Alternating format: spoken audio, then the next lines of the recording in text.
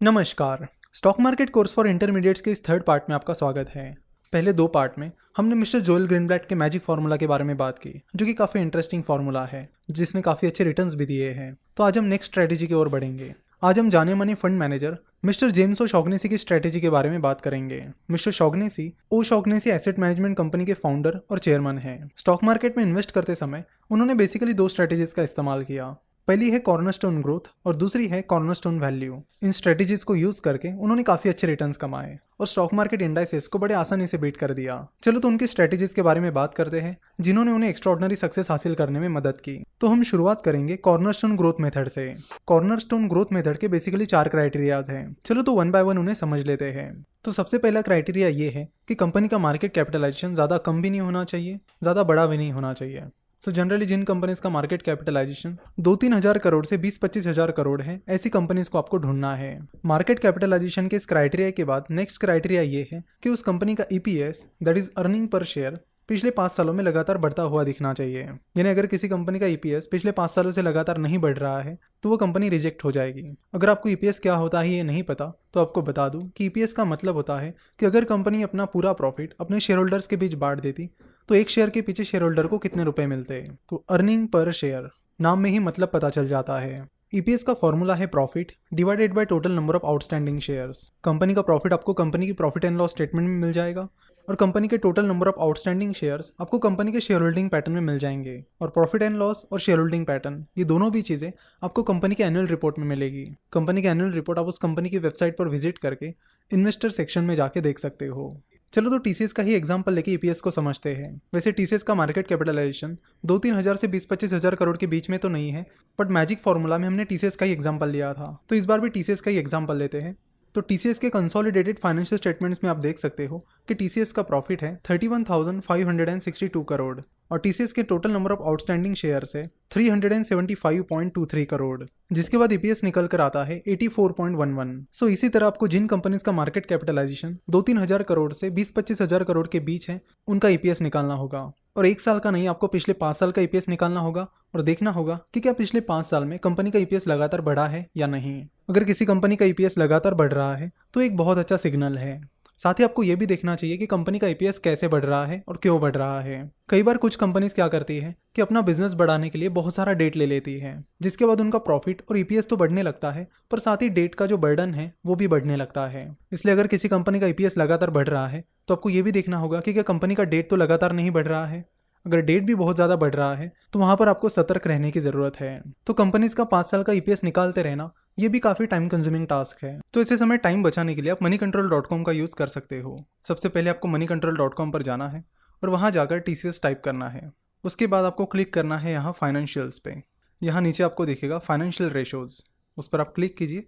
उसके बाद ये पेज ओपन हो जाएगा और यहाँ ऊपर 2 ऑप्शंस आपको दिए गए हैं, स्टैंड अलोन और कंसोलिडेटेड। स्टैंड अलोन का मतलब होगा सिर्फ टीसीएस और कंसोलिडेटेड का मतलब होगा टीसीएस और टीसीएस की सब्सिडियरी कंपनीज। तो हमने जो ईपीएस निकाला था वो कंसोलिडेटेड का निकाला था। So let's click on consolidated. तो यहाँ पर आपको पिछले 5 साल का ईपीएस दिखेगा। तो यहाँ ऑब्जर्व करने पर आपको पता चलेगा कि पिछले 5 सालों में टीसीएस का ईपीएस बढ़ा नहीं है बल्कि कम हो गया है। तो मिस्टर ओ शॉगनेसी का क्राइटेरिया है कि पिछले 5 साल में ईपीएस लगातार बढ़ना चाहिए।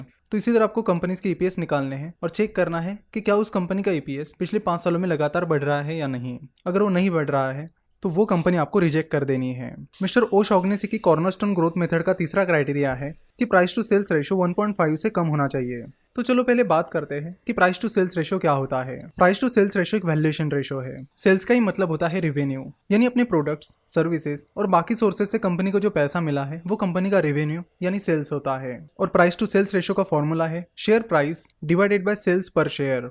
तो शेयर प्राइस आपको मनी कंट्रोल या फिर बीएसई एनएसई के वेबसाइट से मिल जाएगी। सेल्स आपको प्रॉफिट एंड लॉस स्टेटमेंट से मिल जाएगा और नंबर ऑफ शेयर्स आपको कंपनी के शेयर होल्डिंग पैटर्न में मिल जाएंगे।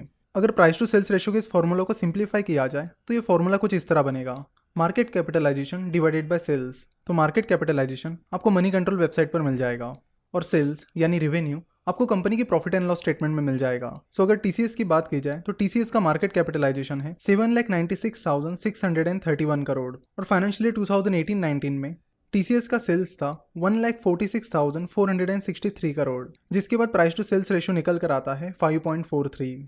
इसका मतलब है कि कंपनी के 1 रुपए के सेल्स के लिए लोग 5.43 रुपीज़ पे करने के लिए तैयार है। फॉर एग्जाम्पल, अगर किसी कंपनी का प्राइस टू सेल्स रेशियो 10 निकल कर आता है तो उसका मतलब होगा कि उस कंपनी के 1 रुपए के सेल्स के लिए लोग 10 रुपए पे करने के लिए तैयार है। यानी उसका ही मतलब होगा कि उस कंपनी का मार्केट कैपिटलाइजेशन उस कंपनी के सेल्स के 10 गुना है। तो इस तरह जिन कंपनीज का प्राइस टू सेल्स रेशियो 1.5 से कम है, ऐसी कंपनीज आपको ढूंढनी है। तो जो कंपनीज ये तीनों क्राइटेरियाज क्लियर करेगी उनको फिर आपको डिविडेंड यील्ड के अनुसार अरेंज करना है। वैसे डिविडेंड यील्ड का फॉर्मूला है dividend per share divided by market price पर शेयर, यानी एक शेयर के पीछे कंपनी कितना डिविडेंड दे रही है डिवाइडेड बाय उस कंपनी की शेयर प्राइस। कंपनी को जो प्रॉफिट होता है उसका कुछ हिस्सा कुछ कंपनीज अपने शेयर होल्डर्स के साथ शेयर करती है, उसे डिविडेंड कहते हैं। और जरूरी नहीं होता कि सारी कंपनीज डिविडेंड ही दे। कंपनी अपने शेयर होल्डर्स को डिविडेंड देगी या नहीं, ये डिसीजन कंपनी के बोर्ड ऑफ डायरेक्टर्स लेते हैं। तो जिन कंपनीज ने ये तीनों क्राइटेरियाज यानी मार्केट कैपिटलाइजेशन का क्राइटेरिया, पिछले 5 सालों में ईपीएस लगातार बढ़ना चाहिए ये क्राइटेरिया, और प्राइस टू सेल्स रेशियो 1.5 से कम होना चाहिए, ये तीनों क्राइटेरियाज क्लियर कर दिए हैं, उन कंपनीज को फिर डिविडेंड यील्ड के अनुसार अरेंज करना होगा। यानी वो कंपनी सबसे ऊपर आएगी जिसकी डिविडेंड यील्ड सबसे ज्यादा है। तो ये थे मिस्टर ओशॉग्नेसी की कॉर्नरस्टोन ग्रोथ मेथड। अगर आपके लिए सारे कैलकुलेशंस मैन्युअली करना पॉसिबल है तो आप जरूर कीजिए। तो यहाँ पर आप screener.in का यूज कर सकते हैं। आपको करना यह है कि screener.in पर जाकर स्क्रीन पर क्लिक करना है और उसके बाद यहाँ राइट हैंड साइड में जो सर्च बॉक्स है उसमें आपको टाइप करना है ओशॉग्नेसी, या फिर शॉग्नेसी टाइप किया तो भी चलेगा और सर्च पर क्लिक कर लीजिए। जिसके बाद यहाँ नीचे आपको शॉग्नेसी के दोनों फॉर्मूलाज मिल जाएंगे, फार्मूला 1 एंड फार्मूला 2। तो फार्मूला 2 जो है वो है कॉर्नरस्टोन ग्रोथ का, तो उस पर आप क्लिक कीजिए और यहाँ नीचे आ जाइए तो आपको पता चलेगा कि क्या क्या क्राइटेरिया यहाँ पर डाले गए हैं। तो यहाँ पर क्राइटेरिया डाला गया है कि मार्केट कैपिटलाइजेशन 1000 करोड़ से 5000 करोड़ के बीच होना चाहिए, इस साल का ईपीएस पिछले साल के ईपीएस से ज्यादा होना चाहिए, देन यहाँ पर लिखा है कि प्राइस टू सेल्स रेशियो 1.5 से कम होनी चाहिए, और यहाँ पर एक क्राइटेरिया ज्यादा डाल दिया गया है, वो ये कि कंपनी के पिछले 3 साल की प्रॉफिट ग्रोथ कंपनी के पिछले 5 साल की प्रॉफिट ग्रोथ से ज्यादा होनी चाहिए। वैसे ये क्राइटेरिया मिस्टर ओशॉग्नेसी के क्राइटेरिया में शामिल नहीं है, तो इसे आप चाहे तो यहाँ से हटा भी सकते हैं। और हटाकर रन क्वेरी पर क्लिक करके आपको वो सारी कंपनीज मिल जाएगी जो कॉर्नरस्टोन ग्रोथ क्राइटेरिया को क्लियर करती है।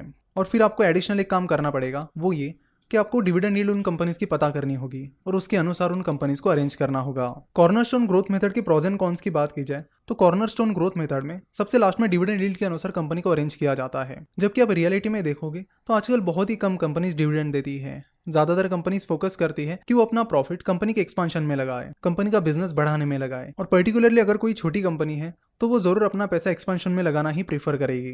तो मिस्टर ओशॉग्नेसी की डिविडेंड यील्ड की जो बात है इसके आज की डेट में ज्यादा सेंस नहीं बनता है। पुराने जमाने में companies mainly dividend per focus करती थी, लेकिन अब वैसा नहीं होता। वैसे इस मेथड ने मिस्टर ओशॉग्नेसी को सक्सेस दिलाने में काफी हेल्प की है और इस मेथड से उन्होंने काफी अच्छे रिटर्न्स कमाए हैं। तो इस मेथड को आप अप्लाई करके देख सकते हो कि क्या ये मेथड आपको सूट कर रही है या नहीं। आशा करता हूँ कि आपको मिस्टर जेम्स ओशॉग्नेसी की ये मेथड अच्छे से समझ में आई होगी। नेक्स्ट पार्ट में हम उनकी दूसरी मेथड कॉर्नरस्टोन वैल्यू के बारे में बात करेंगे। तो ये लेक्चर देखने के लिए और हमसे जुड़े रहने के लिए आपका बहुत बहुत धन्यवाद।